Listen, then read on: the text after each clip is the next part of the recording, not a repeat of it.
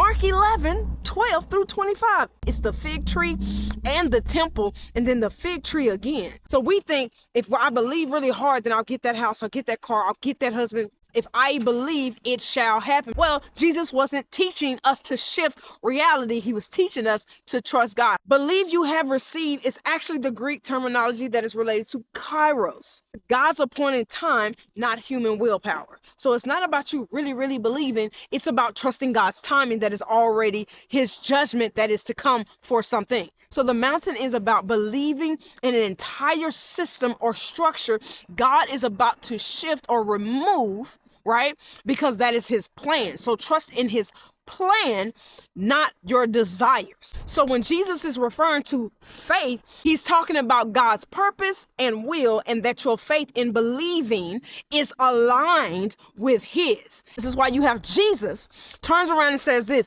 He says, not my will, because he was fully man. He said, but thy will, fully God. Come on here. He was talking about not my plans, not my desires, my fears, not my, oh my God. He said, but your resurrection.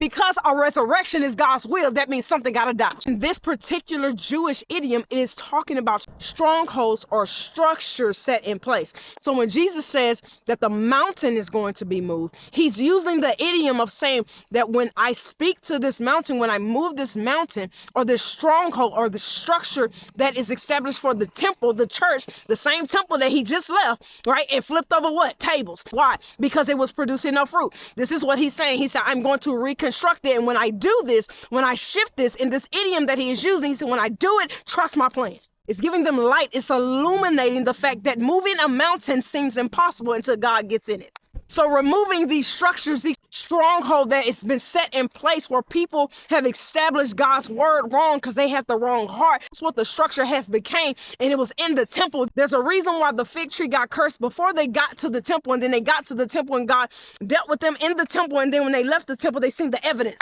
So when you are walking with Jesus, even though you may not understand why he cursed it, when we think something is not in its proper season, we have to learn how to trust God, because in the logical mind, he says, why in the world would you curse a fig tree when it's not even its time or its season to produce the fruit? Then they leave the temple and they pass it and they get marveled and say, oh my goodness, Jesus, when you cursed it, look at it, it's withered and died. Don't be surprised when God says he cursed a thing, or when he challenges a thing, or he reconstructs a thing, that it's not his plan and his order.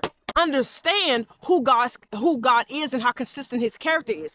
What lesson can you draw out of this? The lesson that you can draw out of this is trust God's timing, but understand that the timing has nothing to do with your desires.